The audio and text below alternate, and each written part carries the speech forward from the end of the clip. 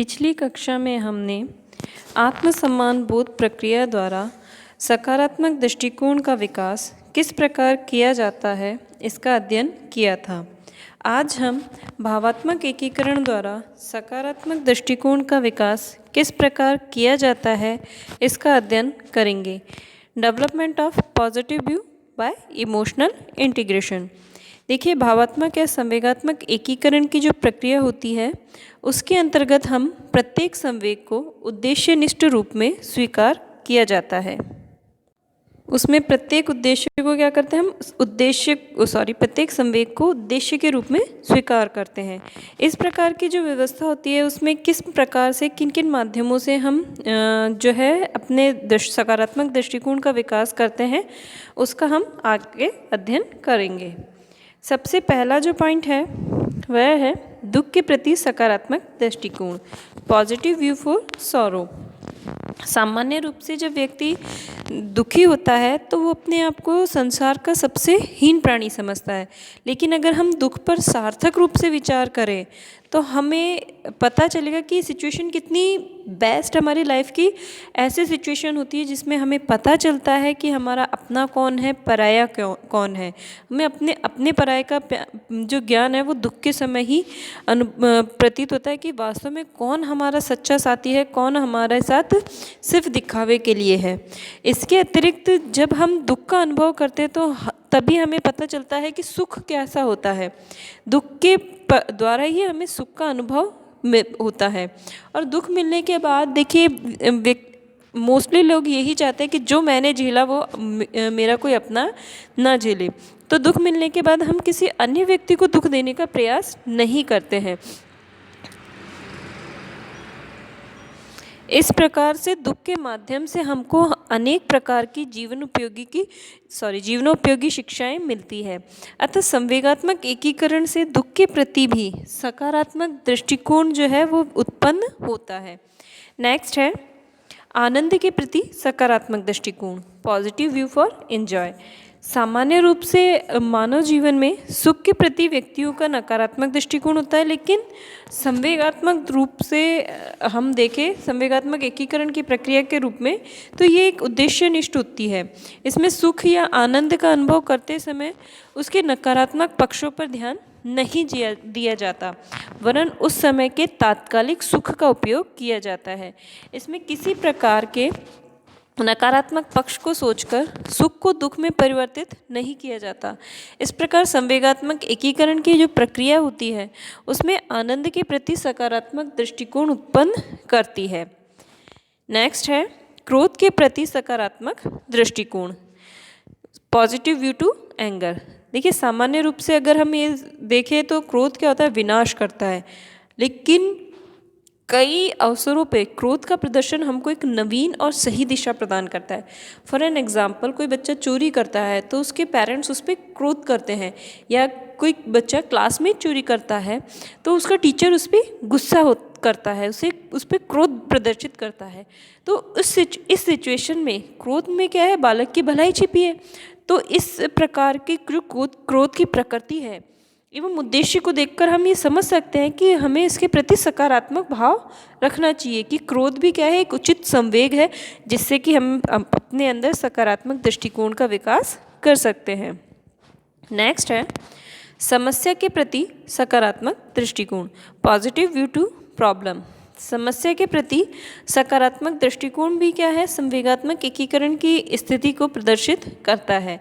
किसी भी समस्या के आने पर हमें एक प्रकार की व्याकुलता हो जाती है कि अब मैं क्या करूं, कैसे हैंडल करूं, कैसे इसका सॉल्यूशन निकालूं, कैसे अब क्या करूंगा। इस तरह से व्यक्ति के अंदर व्याकुलता आ जाती है। इस व्याकुलता के आधार पर ही हमारी बुद्धि क्षमता, हमारी तर्क क्षमता, हमारी समस्या के समाधान करने की क्षमता का हमें बेटर जो है सबसे ज़्यादा हमें उपयोग इस चीज़ का हम करते हैं कि अब इस सिचुएशन को मैं समाधान कैसे खोजूंगा। तो इससे हमारी बुद्धि भी तीव्र होती है, हमारी अनुसंधानात्मक जो क्षमता होती है वो भी हमारे अंदर तेज होती है कि समस्या समाधान के लिए हम बहुत सारे प्रयास करते हैं। फिर उस समस्या के हमारे आसपास के जीवन में कितने प्रकार के क्या क्या कौन कौन से सॉल्यूशन हम उससे निकाल सकते हैं रिलेटेड, उन सब चीज़ों पे ध्यान देते हैं। तो अगर देखा जाए तो समस्याएं भी क्या है, हमारे जीवन में एक सकारात्मक दृष्टिकोण लाती है कि हम कैसे किसी सिचुएशन से अपने आप को बाहर निकालें, किसी भी समस्या का समाधान कैसे प्राप्त करें। इसलिए हमें समस्याओं के प्रति भी कैसा रहना चाहिए, सकारात्मक दृष्टिकोण रखना चाहिए। नेक्स्ट है भय के प्रति सकारात्मक दृष्टिकोण, पॉजिटिव व्यू टू फियर। देखिए, विद्वानों का ऐसा मानना है कि अगर विद्यार्थियों को शिक्षक का भय नहीं होगा, भय की स्थिति उत्पन्न नहीं करनी चाहिए वैसे शिक्षक को विद्यार्थियों के लिए, लेकिन जब तक शिक्षक छात्रों को किसी भी व्यवस्था को तोड़ने पे डांटेगा नहीं, उसके लिए उसका भय नहीं होगा, तब तक विद्यार्थी भी क्या है, किसी भी व्यवस्था का पालन नहीं करेंगे। फॉर एन एग्जाम्पल मान लीजिए, अगर समाज में चोरी करने पर दंड विधान ना हो कि आप पुलिस नहीं, भाई तुम्हें पुलिस पकड़ ले जाएगी, हम क्यों डरते हैं, हम चोरी वोरी करेंगे या कुछ भी करेंगे तो पुलिस आएगी हमें पकड़ लेगी। अगर ये चीज़ अगर नहीं होगी, पुलिस को का भय नहीं होगा अगर चोरों को, तो क्या होगा, समाज में निरंतर चोरियाँ होती रहेगी। इसी प्रकार से अगर हम इसको देखें, अगर शिक्षक का भय ना हो विद्यार्थी को समय पे स्कूल आने के लिए,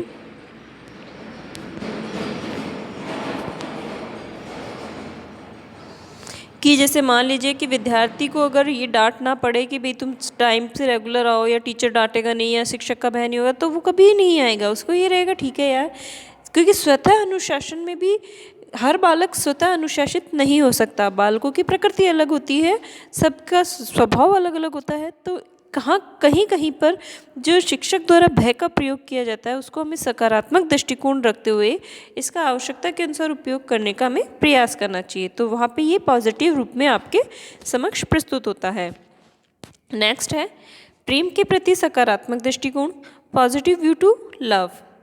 देखिए, आज के समय में अधिक प्रेम को मोह की संज्ञा दी जाती है कि कोई किसी को प्रेम करता है तो अनावश्यक रूप से जो है उससे दूसरे व्यक्ति जलते हैं या नियम के अनुसार प्रेम। लेकिन अगर हम प्रेम की बात करें तो नियम के अनुसार अगर आप प्रेम करते हैं किसी से तो वो प्रत्येक रूप में सकारात्मक होता है। शिक्षक जो है अपने विद्यार्थियों के प्रति सकारात्मक दृष्टिकोण रखता है, उनका भला चाहता है, तो वो इस प्रेम की संज्ञा हमेशा एक ही रूप में नहीं समझनी चाहिए। प्रेम जो है वो सदैव अलग, जरूरी नहीं कि जो आप समझ रहे वही हो। तो हमें प्रेम का दृष्टिकोण जो है वो, अगर आपका नज़रिया सही है, आप किसी का भला चाहते हुए प्रेम करते हैं उससे, तो उस प्रेम को कोई भी, मतलब वो आपका जो प्रेम है वो उसके लिए, सामने वाले के लिए मुसीबत नहीं बनेगा। और इस तरह का वातावरण हमें विद्यालय में उत्पन्न करना चाहिए कि शिक्षक विद्यार्थियों के भलाई के लिए सकारात्मक दृष्टिकोण रखे, उनके प्रेम के प्रति, शिक्षकों का प्रेम जो उसके प्रति भी सकारात्मक दृष्टिकोण होना चाहिए। नेक्स्ट है ईर्ष्या के प्रति सकारात्मक दृष्टिकोण। देखिए, ईर्ष्या का संवेग अनेक छात्रों में विद्यालय स्तर पर देखा जाता है। एक कुशल शिक्षक को इस ईर्ष्या की भावना को रचनात्मक प्रतियोगिता में परिवर्तित करना चाहिए, जिससे विद्यार्थी अपने प्रतियोगी छात्र से अधिक परिश्रम करके उच्च स्थान को प्राप्त करने का प्रयास करें। ईर्ष्या उस समय हानिकारक होती है जबकि उसका स्वरूप विध्वंसात्मक रूप में होता है। विद्यार्थी एक दूसरे को हानि पहुंचाने का प्रयास करते हैं अथवा विकास मार्ग में बाधा उत्पन्न करते हैं, तो वहाँ पे वो नेगेटिव वे में हो जाती है। नेक्स्ट है प्रसन्नता के प्रति सकारात्मक दृष्टिकोण। देखिए, अनेक व्यक्ति जो है अपनी प्रसन्नता या समृद्धि या सुख के लिए इसलिए चिंतित रहते हैं कि ये सुख पता नहीं कितने समय का है, इसलिए वो प्रसन्नता का अनुभव नहीं कर पाते।